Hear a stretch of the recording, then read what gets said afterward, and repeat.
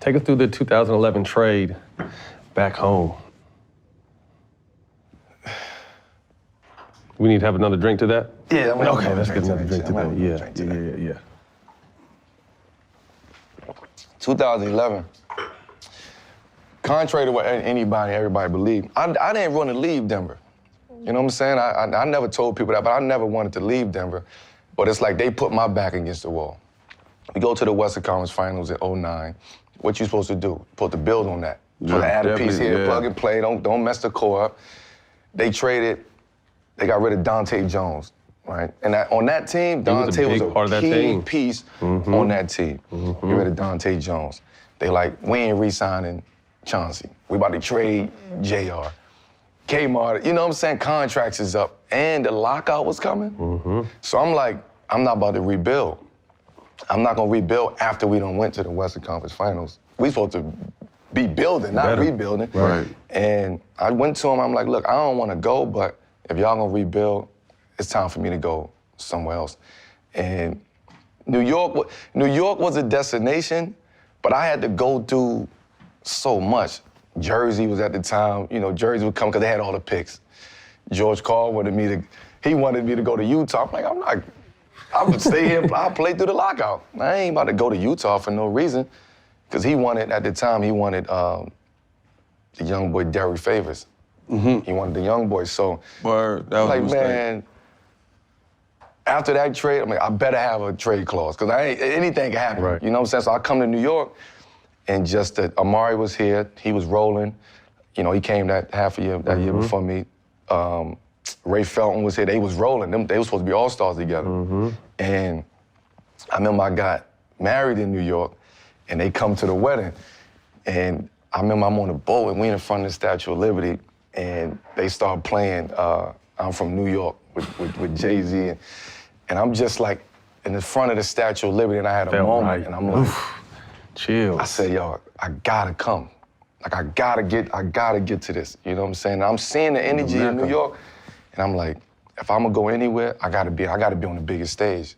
I gotta perform on the biggest stage, because my time in Denver was already, I already peaked in Denver. And you know, they small market teams like that, or secondary market teams like that, it would have took them a long time to really get the pieces. Nobody was really coming to Denver like that. They did a great job of putting our team together. Right. So what was it like to come home and jump in the mix, and then you guys are in the playoffs your first 2 years? What's that although you guys lose in the first round, what's that energy like to come back home and then you got to the hometown team in the playoffs? It wasn't nothing like it. And I tell people all the time, you ain't see nothing or experience nothing until you in the Garden when it's rocking. You understand? When it's rocking, there's no better place in the world to be in. So for me, that's home for me every night. Right. But on the flip side of that, I had to perform like, you ain't coming here because they gonna let you know. You know what I'm saying? Especially you. The guy, especially me. You know, we gave away the whole team for you. You know what I'm saying? We gave away the whole team, we gotta come in the ball. So I embraced that, I wanted that pressure. And I also knew a lot of people didn't want that coming to New York. They didn't want that pressure. So 2013, you guys win 50 games, beat Boston in 6, fall to the Pacers. You kind of feel like you guys are making progress at that point? We making progress. It's like, I feel like I won a championship after we beat Boston. You know what I'm saying? We beat them. We supposed to sweep them that year. You know what I'm saying? JR gets suspended, but we supposed to sweep Boston. I'll say that on the record. But I felt like it was a championship for me because of just how much you hear about New York, Boston. And it wasn't just basketball, it was baseball, it was football, it was high school, it was like street shit. It's like, I'm a part of that, and I'm the focal point of that. Nah, beating Boston was like one of the biggest moments, and they was tough, you know what I'm saying? They was tough, the big three, they carried it like that. And I knew in order to beat them, we had to carry it. We had to be on that same type of time they was on. So you come in on a high, and then reality sets in when struggle starts kicking in. Facts. It's a tough place to be when y'all not winning. What was that like for you mentally? So I said it's the best place to be. And the worst. And the worst place to be. I can see it. And I always observe, right? I always look, listen, and observe, and I'm always see how other athletes dealt with shit here in New York. And I would sit back and be like, yo, if that was me, I wouldn't deal with it like that. or I would deal with it like this, or he doing it the right way. All right, oh, Jeter, he doing it the right way. This person ain't.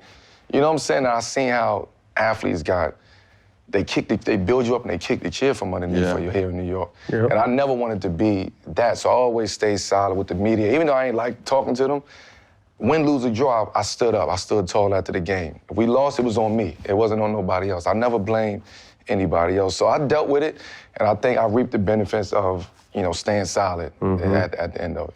The benefits of being real is so beneficial. Absolutely, absolutely. What could you change if you could from that time? What would you change? From the Knicks? I think just the way that shit was handled. Right. You know what I'm saying? Like the How way you that, was handled. You know what I'm saying? How I was handled personally. Right. I would change that. I would want them to communicate with me a lot more than what was going on. You know what I'm saying? And when Phil came, it was just like he cut that line of communication off from me with the front office, with staff members, even players.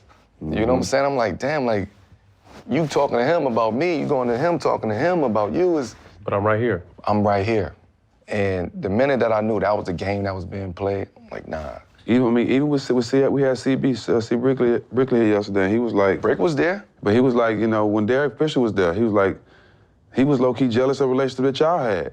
Man, you know look, what I'm saying? man, because I'm big on bringing other people up. Yeah. Brick was he was a rebounder for us. And I gravitated towards him. Yeah. I seen he was in the gym all day, all night. I'm talking about the hours that they had him working was crazy. No, nobody should work that much. But he didn't complain. He didn't complain, so I'm like, I'll call him, yo, meet me at the gym, I'm coming back up. What time? Nah, I'll be there. He rebounding. So before practice, after practice, I would look for him. You know what I'm saying? I would be looking for Brick.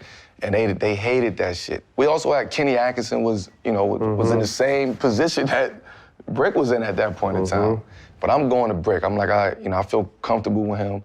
I can confide in him, he can confide in me. I know his struggle and what he's trying to do. Right. And I told him, I said, I got you. Like, I got you. I'm gonna make you my trainer, I got you. Fuck what they talking about. Right. I got you. So you mentioned Phil. I mean, obviously with that relationship, you think Phil Jackson, you think this and that, but once he actually gets there, it's not what you guys think. Has there ever been any closure? Because obviously, the friction has been publicized. Has there ever been any closure between you and Phil? Nah. I mean, I don't need closure. You understand? Okay. It is what it is. I stood tall during my time, so it is what it is. You feel the way that you feel about me. You say what you got to say about me. I know if I had to sit down with you, you wouldn't say that. You would say something totally different. You're gonna tell me, it wasn't like that. So I ain't really got time for that. You don't need it. I don't need it at this point. Yeah. Part 3 of your Knicks experience, deciding it's time to go. What was that? How tough was that? It was tough because I didn't want to leave the Knicks either. You understand? I didn't want to leave, even though, like, we was losing. I'm like, I still don't want to leave. Like, this is me. I came here for a reason. This is where I'm ending it at. And for some reason, man, that man he used to, like, tell me everything in the book without telling me, get out. I thought you was a lifer with the Knicks, I can't lie. I thought you was gonna retire there. That's what I wanted to do. That's what I wanted to do. And I'm talking about every time, man. It's just like, he telling me shit to just basically, like, pushing me towards the door. And I know he pushing me, and I'm like, nope, I ain't going nowhere. I ain't going nowhere. Trying to get you to hang yourself? Trying to get me hanging myself, man. And honestly, like, Phil, I probably had 3 conversations, man. This whole time he was here. We never talk like that. If we talk, we would sit in the room, his office, lights out, couple candles, you know what I'm saying? And we would watch film. And he would teach me how to break the triangle. You understand? Like, he would teach me, like, yo, this is what you gotta do. So I learned it so crazy, but I think he was a little sick that I learned it before from Cole and MJ. Like, I used to sit with them and ask him, yo, what's up with this triangle? And Cole used to, we sit down. Cole was the master of breaking the triangle. And I think Phil hated that shit, the fact that I figured it out on how to get to my spots, how to get what I really wanted out of that. So he used to always say I was manipulating the offense. But bro, like, I'm trying to get to it. That's what you needed, though. That's what I needed. Yeah. And he wasn't flying with that. That's